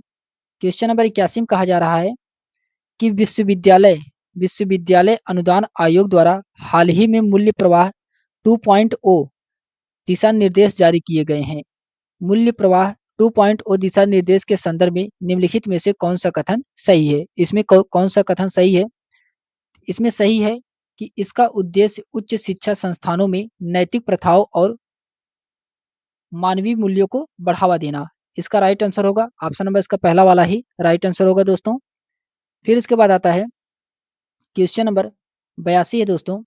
क्वेश्चन नंबर 82 में कहा जा रहा है कि निम्नलिखित में से कौन सा बायो इमेजिंग बैंक का प्राथमिक उद्देश्य है? तो बायो इमेजिंग बैंक का इसमें से कौन सा प्राथमिक उद्देश्य है? तो ये अनुसंधान उद्देश्यों के लिए उच्च गुणवत्ता वाली जैविक छवियों को संग्रहित और साझा करना, ये जो कि बायो इमेजिंग बैंक का प्राथमिक उद्देश्य है। ऑप्शन नंबर इसका पहला वाला ही सही है दोस्तों। फिर उसके बाद आता है क्वेश्चन नंबर 83 है। क्वेश्चन नंबर 83 में क्या कहा जा रहा है? क्वेश्चन नंबर 83 है, इसमें कहा जा रहा है कि हाल ही में रक्षा अनुसंधान और विकास संगठन डीआरडीओ द्वारा विकसित काउंटू ड्रोन सिस्टम के संदर्भ में निम्नलिखित कथनों पर विचार कीजिए। इसमें पहला इसमें दिया गया है कि यह पूरी तरह से एकीकृत एंटी ड्रोन सिस्टम है, जिसमें ड्रोन का पता लगाना, पहचान करना और उसे निष्क्रिय करना शामिल है, जो कि ये गलत है। ये केवल गलत है। इसमें दूसरा है कि इसका उद्देश्य पारंपरिक विमानों और मिसाइलों के खिलाफ हवाई सुरक्षा प्रदान करना, जो कि इसका दूसरा वाला सही है दोस्तों। तीसरा है कि यह लंबी दूरी तक का पता लगाने और ट्रैकिंग के लिए रडार सिस्टम का उपयोग करता है, तो ये भी इसमें गलत है। ये भी गलत है। इसमें केवल दो सही है, केवल दो वाला आंसर सही है। ऑप्शन नंबर इसका बी वाला राइट होगा दोस्तों। फिर उसके बाद आता है क्वेश्चन नंबर 84 है।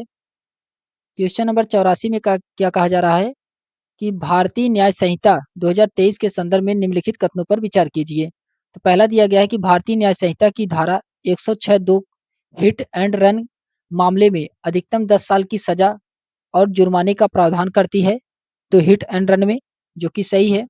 दूसरा है कि धारा 106(2) को एक जमानती प्रावधान के रूप में जाना जाता है जो जमानत की संभावना की अनुमति देता है, जो कि ये गलत है। दूसरा इसका गलत है, पहला इसका सही है। ऑप्शन नंबर इसका पहला वाला सही होगा, केवल इसमें पहला वाला ही सही है दोस्तों। फिर उसके बाद आता है क्वेश्चन नंबर 85 है। क्वेश्चन नंबर 85 में कहा जा रहा है कि निम्नलिखित में से किस अनाज को भारत का सबसे बड़ा उत्पादक और निर्यातक कहा जाता है। तो कौन सा अनाज है जो कि भारत का सबसे बड़ा उत्पादक और निर्यातक है? ये कौन सा अनाज है? तो ये चावल है, चावल है। ऑप्शन नंबर इसका सी वाला राइट होगा, चावल है। फिर उसके बाद आता है क्वेश्चन नंबर 86 दोस्तों। क्वेश्चन नंबर 86 में कहा जा रहा है कि विकसित भारत संकल्प यात्रा के संदर्भ में निम्नलिखित कथनों पर विचार कीजिए। इसमें कौन से कथन सत्य हैं उसके बारे में बताना है। क्वेश्चन नंबर 86 में इसमें दिया गया है, पहला कथन है कि यह तकनीकी नवाचार पर्यावरणीय स्थिरता और सामाजिक समानता के प्रति सामूहिक प्रतिबद्धता का प्रतीक है, जो कि ये गलत है। दूसरा है कि विकसित भारत संकल्प यात्रा के दौरान पीएम गरीब कल्याण अन्न योजना और दीनदयाल अंत्योदय योजना पर फोकस किया जा रहा है। इसका दूसरा वाला भी सही है, पहला वाला इसका गलत है। इसमें राइट आंसर क्या होगा? ऑप्शन नंबर इसका केवल बी वाला इसका सही है, केवल इसमें दूसरा वाला ही सही है दोस्तों। फिर इसके बाद आता है क्वेश्चन नंबर 87 है दोस्तों कि भारत में अल्पसंख्यक शिक्षण संस्थानों के संदर्भ में निम्नलिखित कथनों में से कौन सी कथन सही है? इसमें कौन सा कथन सही है? इसमें दिया गया है कि नीचे दिए गए कोड का उपयोग करके सही उत्तर का चयन करिए। इसमें पहला दिया गया है कि भारत में शैक्षणिक संस्थानों में अल्पसंख्यक चरित्र शब्द का तात्पर्य अल्पसंख्यक समुदाय से प्रवेश पाने वाले छात्रों की संख्या से है, जो कि ये गलत है, पहला वाला इसका गलत है। दूसरा है कि भारत के संविधान के तहत अल्पसंख्यक चरित्र का दर्जा देने का प्राथमिक उद्देश्य शैक्षणिक संस्थानों में सभी समुदायों का समान प्रतिनिधित्व सुनिश्चित करना, ये भी इसमें गलत है। तीसरा वाला है कि यदि किसी कॉलेज को अल्पसंख्यक चरित्र का दर्जा दिया गया हो तो विश्वविद्यालय अनुदान आयोग यूजीसी इस स्थिति को निर्धारित करने और संरक्षित करने के लिए जिम्मेदार है, तो ये भी इसमें गलत है। तीसरा वाला भी गलत है, इसमें तीनों गलत है। इसमें ऑप्शन नंबर इसका डी वाला सही होगा, इसमें कोई भी सत्य नहीं है। फिर उसके बाद आता है क्वेश्चन नंबर 88 है दोस्तों।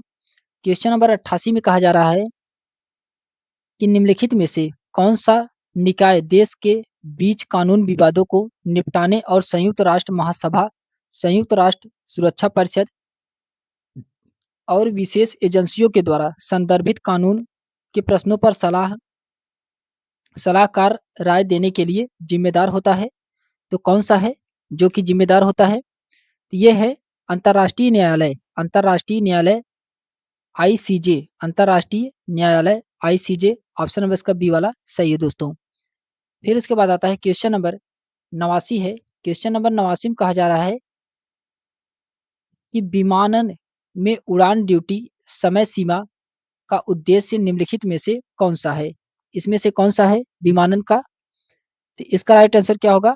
तो चालक दल के सदस्य के ड्यूटी पर रहने के कुल समय को सीमित करने के लिए, जिसमें उड़ान और गैर उड़ान दोनों कर्तव्य शामिल हैं। ऑप्शन नंबर इसका बी वाला सही है दोस्तों। क्वेश्चन नंबर 90 है कि निम्नलिखित में से किस राज्य में ईगल नेस्ट वन्यजीव अभ्यारण्य स्थित है? ईगल नेस्ट वन्यजीव ये किस राज्य में स्थित है? तो ये कहाँ पे है? तो ये अरुणाचल प्रदेश में है, अरुणाचल प्रदेश में है। ऑप्शन नंबर इसका बी वाला सही है दोस्तों, अरुणाचल प्रदेश में है। फिर उसके बाद आता है क्वेश्चन नंबर 91 है दोस्तों। क्वेश्चन नंबर 91 में कहा जा रहा है कि लगातार चौथी बार बांग्लादेश के प्रधानमंत्री के रूप में कौन शपथ लेंगे? तो बांग्लादेश के प्रधानमंत्री के रूप में लगातार कौन से शपथ लिए हैं? इसका राइट आंसर क्या होगा? इसमें शेख हसीना होंगी, जो कि ये वर्तमान में अब बांग्लादेश की प्रधानमंत्री नहीं है। फिर उसके बाद आता है क्वेश्चन नंबर 92 है कि भारत के पहले डाकर्ड स्काई पार्क का खिताब किस टाइगर रिजर्व को मिला है? तो ये किसको दिया गया है? तो पेच टाइगर रिजर्व को। किसको? पेच टाइगर रिजर्व को दिया गया है। ऑप्शन नंबर इसका बी वाला राइट होगा दोस्तों, पेच टाइगर रिजर्व को दिया गया है। फिर उसके बाद आता है क्वेश्चन नंबर 93 है दोस्तों। क्वेश्चन नंबर 93 में कहा जा रहा है कि दूरसंचार अधिनियम 2023 के संदर्भ में निम्नलिखित में से कौन सी कथन पर सत्य है? इसमें कौन सा कथन सत्य है उस पर विचार करना है। क्वेश्चन नंबर 93 में इसमें कहा जा रहा है कि पहला कथन दिया गया है कि यह लचीली स्पेक्ट्रम आवंटन विधियों का परिचय देता है जो कि संचार प्रौद्योगिकियों की प्रभावी तैनाती के लिए एक महत्वपूर्ण है, तो जो कि ये सही है। दूसरा है कि अधिनियम बाजार की सघनता को कम करने और निष्पक्ष प्रतिस्पर्धा का समर्थन करने के लिए कार्यात्मक पृथक्करण को बढ़ावा देता है, तो ये भी सही, इसमें दूसरा वाला भी सही है। तीसरा है दोस्तों कि इस अधिनियम सार्वजनिक आपत्ति आपात स्थिति के दौरान सरकार को महत्वपूर्ण शक्तियां देने से रोकता है जिसे नागरिक की गोपनीयता सुरक्षित रहती है। इससे ये वाला गलत है, तीसरा वाला इसका गलत है, जबकि इसमें दूसरा और पहला इसमें सही है। ऑप्शन नंबर इसका कौन सा सही है? ऑप्शन नंबर इसका ए सही है, केवल इसमें पहला और दूसरा सही है दोस्तों। फिर उसके बाद आता है क्वेश्चन नंबर 94 है। क्वेश्चन नंबर 94 में कहा जा रहा है दोस्तों कि स्वच्छ सर्वेक्षण पुरस्कारों के संदर्भ में निम्नलिखित कथनों पर विचार कीजिए। इसमें से बताना है कौन सा कथन सही है। तो स्वच्छ सर्वेक्षण के संबंध में बताना है इसमें कौन सा कथन सत्य है। इसमें पहला दिया गया है कि स्वच्छ सर्वेक्षण भारत धर्म के हर शहर कस्बों स्वच्छता सफाई स्वास्थ्य रक्षा का एक वर्ष के सर्वेक्षण है, जो कि सही है। दूसरा है कि स्वच्छ सर्वेक्षण के तहत शहर के मूल्यांकन के लिए अवशिष्ट प्रबंधन सामुदायिक भागीदारी और व्यवहार परिवर्तन का कुछ फोकस क्षेत्र में से एक है, जो कि ये गलत है। तीसरा है कि स्वच्छ सर्वेक्षण आवास और शहरों मामलों के मंत्रालय द्वारा कार्यान्वित भागीदारी के रूप में क्वालिटी काउंसिल ऑफ इंडिया के साथ आयोजित किया जाता है, तो ये तीसरा वाला इसका सही है। तीसरा वाला सही है और पहला वाला सही है। इसका राइट आंसर क्या होगा? केवल इसमें पहला और तीसरा इसमें सही है। ऑप्शन नंबर इसका सी वाला सही होगा दोस्तों। फिर उसके बाद आता है क्वेश्चन नंबर 95 है दोस्तों। क्वेश्चन नंबर 95 में कहा जा रहा है कि ग्रीन फ्यूल्स एयरलाइंस इंडिया के संदर्भ में निम्नलिखित में से कौन सा कथन सही है। इसमें बताना है कौन सा कथन सही है ग्रीन फ्यूल्ड एलायंस इंडिया के बारे में। तो दिया गया है इसमें पहला है कि गठबंधन का लक्ष्य भारत को हरित हाइड्रोजन उत्पादन और निर्यात में वैश्विक नेता के रूप में स्थापित करना, जो कि ये सही है। दूसरा है कि यह डेनमार्क और भारत के बीच एक गठबंधन है, ये भी सही है। तीसरा है कि हरित ईंधन प्रौद्योगिकियों पर संयुक्त अनुसंधान और विकास परियोजनाओं के सुविधाजनक बनाना और GFAI में शामिल सहयोग में कुछ प्रमुख क्षेत्र भी हैं, तो तीसरा वाला भी इसका सही है। इसमें तीनों सही हैं। ऑप्शन नंबर इसका डी वाला सही है दोस्तों। पहला दूसरा तीसरा इसमें तीनों सही है। फिर उसके बाद आता है क्वेश्चन नंबर 96 है दोस्तों। क्वेश्चन नंबर 96 में कहा जा रहा है कि निम्नलिखित कथनों पर विचार कीजिए। इसमें दिया गया है कि निम्नलिखित किस फसल के लिए उपयोगी जलवायु परिस्थितियों की आवश्यकता होती है। इसमें पहला दिया गया है इसके लिए ठंडी जलवायु की आवश्यकता होती है। इसके लिए ठंडी जलवायु की आवश्यकता होती है, सही है। आदर्श विकास तापमान 18 से 30 अंश सेल्सियस की सीमा के भीतर आता है, तो ये भी सही है। इसके तटस्थ पीएच वाली अच्छी जल निकासी वाली दोमट मिट्टी में उगाया जाता है, तो ये भी सही है। यह हल्की ठंडा को सहन कर सकता है लेकिन अत्यधिक गर्म को प्रति संवेदनशील है, तो ये भी सही है। तो ये किसके द्वारा कहा गया है? ये किस फसल के लिए कहा गया है? तो ये दाल के लिए कहा गया है। दाल के लिए ऑप्शन नंबर इसका बी वाला राइट होगा दोस्तों। फिर उसके बाद आता है क्वेश्चन नंबर 97 है दोस्तों। क्वेश्चन नंबर 97 में कहा जा रहा है क्वेश्चन नंबर 97 में कहा जा रहा है कि निम्नलिखित कथनों पर विचार कीजिए। इसमें पहला दिया गया है कि फर्स्ट फर्स्ट STME भारतीय विज्ञान प्रौद्योगिकी और इंजीनियरिंग सुविधाएं मानचित्र अनुसंधान और विकास सुविधाओं की सुझाव करने के लिए एक राष्ट्रीय वेब पोर्टल है। एक राष्ट्रीय वेब पोर्टल है, जो कि ये सही है। पहला वाला इसका सही है। दूसरा है दूसरे में कहा जा रहा है कि फर्स्ट STEM भारतीय विज्ञान प्रौद्योगिकी और इंजीनियरिंग सुविधा मानचित्र द्वारा शुरू की गई समावेशी परियोजना एक कल्याण पहल है, जहां समुदाय सामूहिक गतिविधियों में संलग्न होते हैं, जो सभी सदस्यों के लिए शारीरिक और मानसिक कल्याण को बढ़ावा देते हैं। इसका दूसरा वाला क्या है? तो दूसरा वाला इसका गलत है। पहला वाला इसमें सही है। इसका राइट आंसर क्या होगा? तो ऑप्शन नंबर इसका पहला वाला सही है दोस्तों। फिर उसके बाद आता है क्वेश्चन नंबर 98 है दोस्तों। क्वेश्चन नंबर 98 में कहा जा रहा है कि बंगाल की खाड़ी में Krishna Godavari basin deep sea project किसके द्वारा लॉन्च किया जा रहा है? ये किसके द्वारा लॉन्च किया जा रहा है? ये लॉन्च किया जा रहा है ONCG के द्वारा। ONCG के द्वारा लॉन्च किया जा रहा है। ऑप्शन नंबर इसका सी वाला सही है दोस्तों। फिर इसके बाद क्वेश्चन नंबर 99 है कि पीएम मोदी ने 27वें राष्ट्रीय युवा महोत्सव का उद्घाटन किस शहर में किया है? तो ये कहाँ पे किया गया है? तो ये नासिक में किया गया है। कहाँ पे? नासिक में किया गया है। ऑप्शन नंबर इसका बी वाला सही है दोस्तों।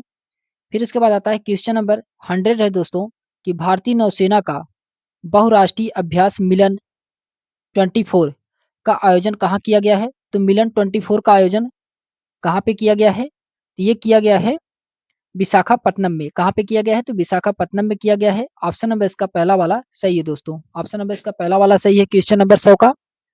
तो हम लोगों ने क्वेश्चन नंबर 100 तक देखा है। प्रैक्टिस सेट नंबर 2 को देखा है दोस्तों। इसके बाद हम लोग नेक्स्ट प्रैक्टिस सेट नंबर 3 को देखने वाले हैं। तो आज के लिए बस इतना ही दोस्तों। अगर ये वीडियो आपको पसंद आई हो तो लाइक शेयर सब्सक्राइब अवश्य करें दोस्तों। आज के लिए बस इतना ही। आप सभी को बहुत बहुत धन्यवाद दोस्तों। Thank you.